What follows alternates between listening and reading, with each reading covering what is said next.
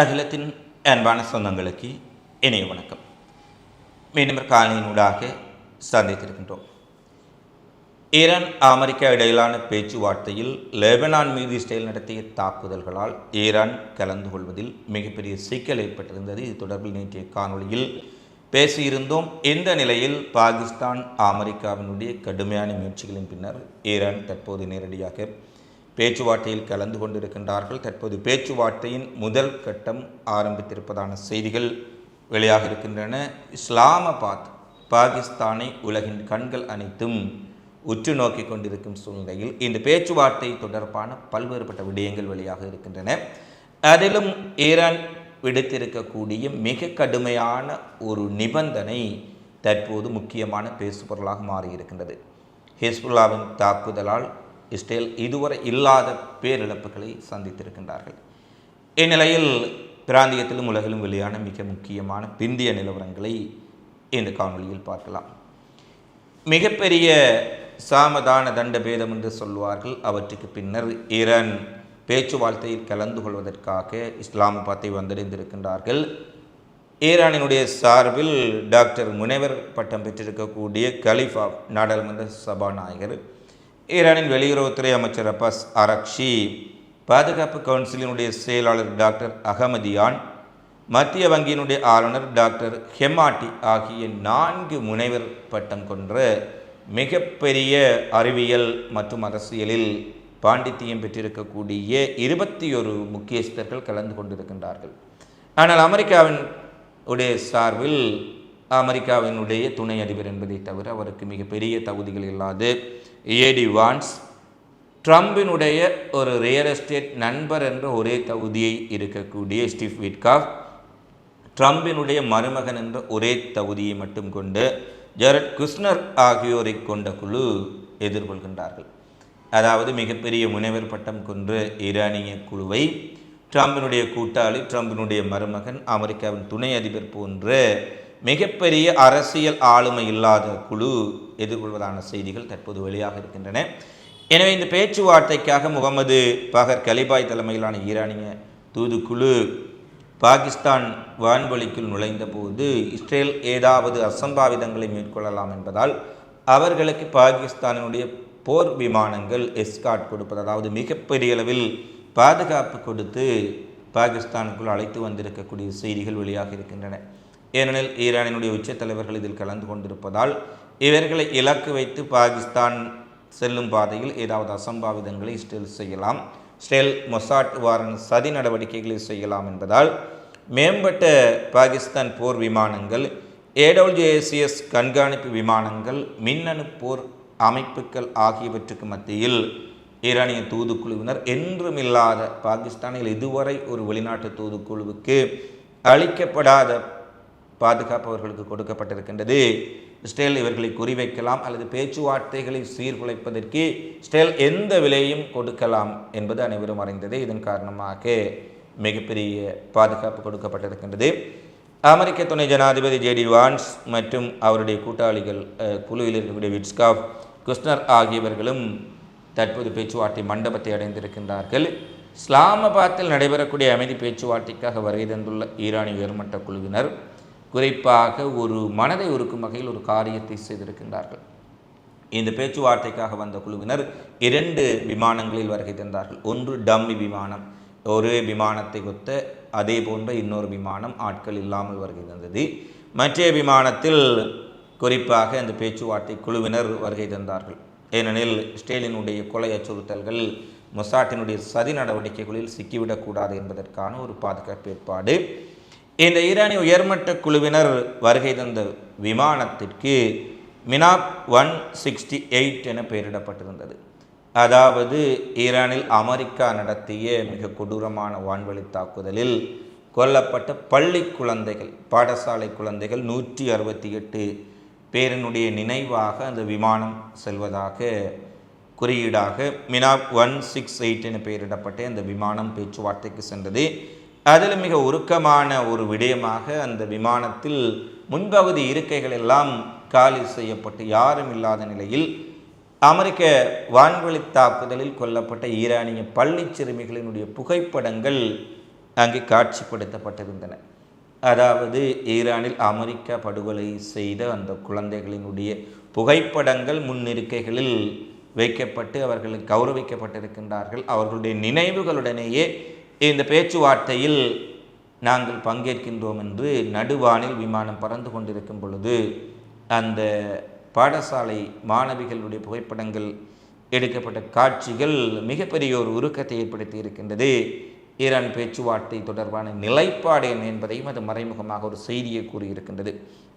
எனவே மினா 168 என பெயரிடப்பட்டுள்ள விமானங்களில் குழந்தைகளினுடைய புகைப்படங்கள், காலணிகள், இரத்தக்கரை படிந்த பாடசாலை பைகளையும் அவர்கள் எடுத்து சென்றிருக்கின்றார்கள்.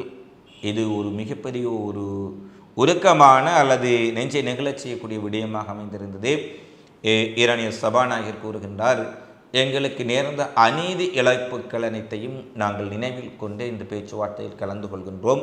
திட்டமிட்டு எங்கள் மீது வலிந்த போர் திணிக்கப்பட்டிருப்பதால் எங்கள் மக்களுக்கு ஏற்பட்ட இழப்புகளை நினைவுகூறும் முகமாகவே இந்த புகைப்படங்கள் தாங்கிய விமானத்தில் வந்திருக்கின்றோம் என்ற செய்தியை குறிப்பிடுகின்றார். அதே போல் இந்த கோட்டல் இஸ்லாமாபாத்தில் இருக்கக்கூடிய செரீனா கோட்டலில் அமெரிக்கா ஈரான் பேச்சுவார்த்தை தற்போது தொடங்கி இருப்பதாக சொல்லப்படும் சூழ்நிலையில் பேச்சுவார்த்தைக்கு முன்பாக ஈரானினுடைய வெளியுறவுத்துறை அமைச்சர் அப்பாஸ் அரக்ஷி அவர்கள் ஜெர்மனியினுடைய வெளியுறவுத்துறை அமைச்சர் சகா ஜெகான் வாடேப்புலிடம் கூறுகின்றார், அமெரிக்காவுடனான பேச்சுவார்த்தையில் ஈரான் முழுமையான அவநம்பிக்கையுடனே நுழைகின்றது என்றும் அமெரிக்காவின் தொடர்ச்சியான வாக்குறுதி மீறல்களையும் இராயதந்திர துரோகங்களையும் பேச்சுவார்த்தைகள் நடத்தி கொண்டிருக்கும் பொழுது உச்சத்தலைவர் அயதுல்லா அல் கமேனி உட்பட தங்கள் தளபதிகள் தலைவர்களை படுகொலை செய்த சம்பவங்களையும் எங்கள் மனதில் ஓடிக்கொண்டே இருக்கின்றன.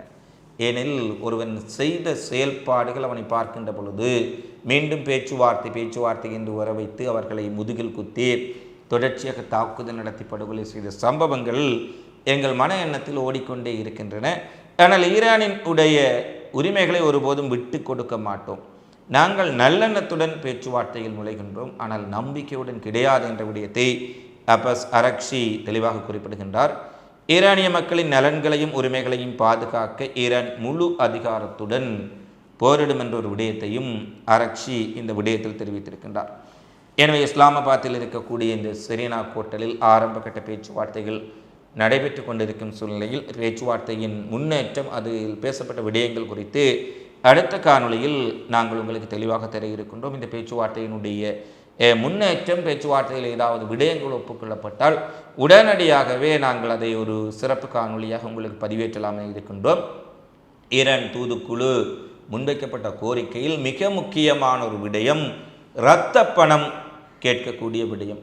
அதாவது ஒருவரை படுகொலை செய்தால், இழப்பை ஏற்படுத்தினால், மிக கொடூரமான குற்றங்களை நிகழ்த்தினால் அதற்கு இழப்பீடாக ஈரான் அமெரிக்காவிடம் இரத்த பணம் கேட்கும் விடயத்தில் பின்வாங்கப் போவதில்லை என்பதை மிக பெரிய அளவில் தெளிவுபடுத்தி இருக்கின்றார்கள். அதாவது அமெரிக்காவும் இஸ்ரேலும் வலிந்து ஈரான் மீது போரை திணித்திருக்கின்றார்கள். இந்த போரினால் பல பில்லியன் டாலர்கள் ஈரானில் அளிக்கப்பட்டிருக்கின்றது. அதன் உட்கட்டமைப்புகளாக இருக்கலாம், பாலங்கள், மின் உற்பத்தி நிலையங்கள், எண்ணெய் கிணறுகள், அந்த நாட்டினுடைய வளங்கள் மிகப்பெரிய அளவில் அமெரிக்க இஸ்ரேலிய ஆக்கிரமிப்பு படைகளால் அளிக்கப்பட்டிருக்கின்றன. எனவே இதற்கு இரத்த பணம் கொடுக்காமல் நாங்கள் அமெரிக்காவை சும்மா விட மாட்டோம். எங்களுக்கு இழப்பீடு கொடுக்கப்பட வேண்டும் என்பதில் ஈரான் மிக தெளிவாக இருக்கின்றார்கள். அதேபோல் ஹார்மூஸ் ஜலசந்தியினுடைய கட்டுப்பாட்டு முழுமையாக ஈரான் வசம் இருக்கும். அதில் இருக்கக்கூடிய முடிவுகளில் யாரும் தலையிடக்கூடாது. இந்த இரண்டு விடயங்களில் மிகப்பெரிய அளவில் ஈரான் உறுதியாக இருக்கின்றார்கள் என்ற செய்தி வழியாக இருக்கின்றது. அதேபோல் இந்த பேச்சுவார்த்தைக்கு நடுவில் லெபனான் மீது தொடர்ச்சியாக இஸ்ரேல் மிகப்பெரிய தாக்குதல்களை நடத்தியிருந்தார்கள். அது தொடர்பான சேதங்களை நாங்கள் ஏற்கனவே பேசி இருக்கின்றோம். இந்த நிலையில் இன்றைய தினம் ஹிஸ்புல்லா நடத்திய மிகப்பெரிய அளவிலான தாக்குதலில் இஸ்ரேலின் உடைய வடக்கு கட்டளை மையம் சுக்குநூறாக்கப்பட்டிருப்பதான செய்திகள் வெளியாக இருப்பதுடன் 8 இஸ்ரேல் இராணுவத்தினர் தரைவழி தாக்குதல் உள்ளே நடைபெறக்கூடிய துப்பாக்கிச் சண்டையில் கொல்லப்பட்டிருப்பதுடன் 15 பேர் வரை ஐடிஎஃப் படுகாயப்படுத்தப்பட்டார்கள் என்ற செய்தியை லெபனான் ஊடகங்கள் உறுதிப்படுத்தி இருக்கின்றார்கள். ஹிஸ்புல்லாவினுடைய மரண அடி காரணமாக லெபனானுக்குள் இஸ்ரேல் எதிர்பார்த்ததை விட மிகப்பெரிய அளவிலான இழப்புகளை தற்போது சந்திக்க ஆரம்பித்திருக்கின்றார்கள் என்ற செய்தியையும் பார்க்கக்கூடியதாக இருக்கின்றது. எனவே ஈரான் களமுனைக்கு மேலதிகமாக லெபனான் களமுனை இஸ்ரேலுக்கும் ஐடிஎஃப்க்கும் பெரிய சவக்கிடங்காக மாறி வருவதாக இராணுவ ஆய்வாளர்கள் தெரிவிக்கின்றார்கள். இறுதியாக இந்த ஈரான் அமெரிக்கா இடையிலான மோதல் நடைபெற்று கொண்டிருந்த போது அமெரிக்காவின் தளங்கள் இருக்கக்கூடிய நாடுகளின் மீதெல்லாம் ஈரான் பல துல்லிய தாக்குதலை நடத்தியிருந்தார்கள்.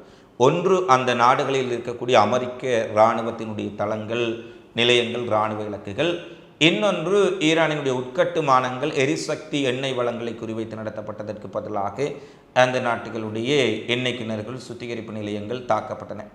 தற்போது வெளியான செய்திகளின்படி இந்த ஒரு மாத கால யுத்தத்தில், 40 நாள் யுத்தத்தில் ஈரான் மேற்கொண்ட சவுதி அரேபியா எண்ணெய் வளங்கள், எண்ணெய் கிணறுகள், எண்ணெய் சுத்திகரிப்பு நிலையங்கள் மீது நடத்தப்பட்ட தாக்குதல் காரணமாக லட்சக்கணக்கான பீப்பாய்கள் உற்பத்தியை செய்ய முடியாத அளவுக்கு சவுதி அரேபியா உட்கட்டுமான ரீதியில் சேதமடைந்திருப்பதாகவும், இதை சரி செய்வதற்கு 4 முதல் 6 மாதங்களாவது குறைந்தது எடுக்கும் என்றும், சவுதி அரேபியாவினுடைய எண்ணெய் வர்த்தகத்திற்கும் எண்ணெய் ஏற்றுமதிக்கும் ஈரானினுடைய தாக்குதல்கள் மிகப்பெரிய பேரழிவை ஏற்படுத்தி இருப்பதாக சவுதி அரேபியாவினுடைய ஊடகங்களும் உலக எண்ணெய் மற்றும் எரிவாயு தொடர்பான வர்த்தக அமைப்புகளும் தெரிவித்திருக்கின்றார்கள். அதாவது ஒரு 6 மாத காலத்திற்கு சவுதி அரேபியாவின் எண்ணெய் வர்த்தகமே புரட்டி போடும் அளவுக்கு ஈரான் தாக்குதல் சேதத்தை ஏற்படுத்தி இருக்கின்றது. இது சவுதி அரேபியாவுக்கு இந்த யுத்தம் காரணமாக விழுந்திருக்கக்கூடிய ஒரு மரண அடியென எண்ணெய் எரிவாயு ஏற்றுமதியாளர்கள் அமையும் தெரிவித்துள்ளது. எனவே சவுதி அரேபியா அமெரிக்காவுக்கு தளங்கள் கொடுத்த காரணத்தினாலும், ஈரான் மீதான தாக்குதலை ஆதரித்த காரணத்தினாலும் மிகப்பெரிய விளைவை சந்தித்திருக்கின்றார்கள் என்பதைத்தான் உலக வர்த்தக மன்றமும் தற்போது சுட்டிக்காட்டியிருக்கின்றார்கள். இவை தற்போது வரை வெளியான மிக முக்கியமான செய்திகளாக பதிவாக இருக்கின்றன. பாகிஸ்தான் இஸ்லாமாபாத்தை உலகம் உற்று நோக்கி கொண்டிருக்கின்றது. இந்த பேச்சுவார்த்தையின் முன்னேற்றங்கள், அதில் பேசப்பட்ட விடயங்கள், பேச்சுவார்த்தையின் அடுத்த கட்டங்கள் குறித்த சிறப்பு காணொலியை, இந்த பேச்சுவார்த்தை தொடர்பான விவரங்கள் அதிகாரபூர்வமாக வெளியிடப்பட்ட பின்னர் உங்களுக்கு தருவதற்காக காத்திருக்கின்றோம். தொடர்ச்சியாக செய்திகளை அறிந்து கொள்வதற்கு அகிலம் சேனலை சப்ஸ்கிரைப் செய்து கொள்ளுங்கள். இந்த காலைப்பதி தொடர்பிலான உங்களது மதிப்பான கருத்துக்களை தவறாமல் கமெண்ட்ஸில் பதிவிடுங்கள். மீண்டும் அடுத்த காணொலியில் சந்திப்போம். நன்றி, வணக்கம்.